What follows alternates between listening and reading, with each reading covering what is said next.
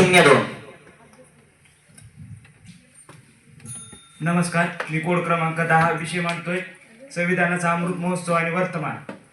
खरं तर 26 जानेवारी 1950 रोजी प्रजासत्ताक दिन म्हणून आपण साजरा करतो. याच दिवशी या भारताच्या मातीमध्ये त्या ठिकाणी संविधान लागू झालं आणि या संविधानाला आज 75 वर्ष पूर्ण झाली आणि 75 वर्ष पूर्ण झाली त्यामुळे आपण त्याचा अमृत महोत्सव साजरा करतोय. मग संविधानाचा अमृत महोत्सव त्या ठिकाणी आपण का साजरा करावा? तर ऐका, माणूस रूपी माणूस म्हणून माणसाला जगण्याचा अधिकार त्यावेळी नव्हता. त्या संविधानानं माणसाला माणूस रूपी जगण्याचा अधिकार त्या ठिकाणी दिला.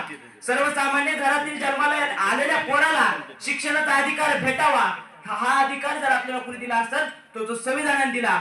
अहो, त्या काळी आम्हाला एक टाइम जेवायला भेटत नव्हतं, पण आज आम्ही 3 टाइम जेवतोय. घर, गाडी, पैसा, बंगला सगळ्या गोष्टी आमच्याकडे आहेत, कारण आम्हाला त्या ठिकाणी शिक्षणाचा अधिकार भेटला. आणि तो शिक्षणाचा अधिकार जर आम्हाला कोणी दिला असेल तो त्या संविधानाने दिला. सर्वसामान्य शेतीत काम करणाऱ्या पोराला जर वाटलं की आपण जशी शेती सांभाळतोय तसं आपण आपल्या नेतृत्वाच्या आणि कर्तृत्वाच्या जोरावर आपण हा देशही सांभाळू शकतो, तर त्याला कोण्या राजकारणाच्या पोटी जन्म घ्यायची गरज नाही दादा. तर तो निवडणूक लढवू शकतो आणि त्या सर्वोच्च पदावर बसू शकतो. हा अधिकार सर्वसामान्याला कशामुळे भेटला असेल तर त्या संविधानामुळे भेटला. आज जर आपल्यावर एखादा खोटा गुन्हा दाखल होत असेल आणि जर आपली बाजू खरी असेल, पुढची पार्टी जर स्ट्रॉंग असेल आणि आपली बाजू जर खरी असेल, तर त्या रूपी आपण जर समजा आपण विचार मांडले आणि आपल्याला न्याय मिळू शकतो. हा न्याय मिळण्याचा अधिकार कोणामुळे भेटत असेल? त्या संविधानामुळे भेटतो दादा. की पंतप्रधान होणाऱ्या माणसाचं भवितव्य सुद्धा एका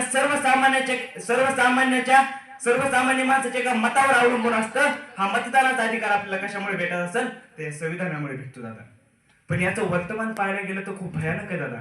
कारण आज एक गोष्ट त्या ठिकाणी मला सांगावीशी वाटते की आज या भारताच्या मातीमध्ये सगळ्यात जास्त सरकारी नोकऱ्या कुणाला आहेत?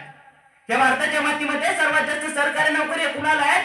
तर या भारताच्या मातीमध्ये सर्वात जास्त सरकारी नोकऱ्या श्रीमंताच्या मुलाला आहेत आणि आमच्या गरीबाच्या मुलाला फक्त बघावं लागते त्या उद्यान तुलाला. म्हणजे 15 लाख भरा आणि कोणतीही नोकरी घ्या, बस त्याला काही धतुरा जरी नाही आलं तरी काही हरकत नाही, पण पैशाला इथं महत्व आहे. मग सांगा, खरंच आपण संविधानावर चालतो? ही वस्तुस्थिती तुमच्या आमच्या समोर मांडणं त्या ठिकाणी खूप गरजेची आहे. आपण संविधानावर चालतो का? नाही चालत. सर्वसामान्य घरातील एखाद्या मुलावर जर केस पडली, एखाद्या मुलावर एक खोटी केस पडली, तर त्याला 1.5-2 वर्ष लागतात त्या खोट्या केस मधून निघायला. आणि आज या महाराष्ट्राचं, या भारताचं दुर्दैव आहे की 15-15, 16-16 केसीच्या राजकारणाच्या नावावर आहेत, पण आज ते मंत्री आहेत, खासदार आहेत, आमदार आहेत आणि या देशाला लुटायला बसलेले. मग खरंच आम्ही संविधानावर चालतो का सांगा? आज एखाद्या आमच्या माऊलीवर सामूहिक बलात्कार होतो आणि बलात्कार झाल्यानंतर त्या माऊलीला न्याय भेटत नाही. 5-6 महिन्यानंतर तिच्यावर बलात्कार करणारे नराधम ताटमानाने या महाराष्ट्राच्या मातीमध्ये फिरतात. मग सांगा, खरंच आपण संविधानावर चालतो का? नाही दादा, खरंच आपण त्या ठिकाणी संविधानावर चालत नाही. आणि एक गोष्ट त्या ठिकाणी सांगावीशी वाटते की बाबासाहेबांनी आपल्याला जो दिलेला मतदानाचा त्या ठिकाणी अधिकार आहे ना, तो मतदानाचा अधिकारही त्या ठिकाणी आपण विकून टाकतो. केवळ 500च्या नोटावर आणि 60 रुपयाच्या देशी दारूच्या बॉटलवर तो आपण मतदानाचा अधिकारही त्या ठिकाणी विकून टाकतो आणि हा देश या लुबाडांच्या हातात देऊन टाकतो. मग सांगा, खरंच आपण संविधानावर चालतो का? ही वस्तुस्थिती आज तुम्हाला आम्हाला कळणं खूप गरजेची. एवढंच बोलताना थांबतो. जय जिजाऊ, जय शिवराय, जय शंभूराज.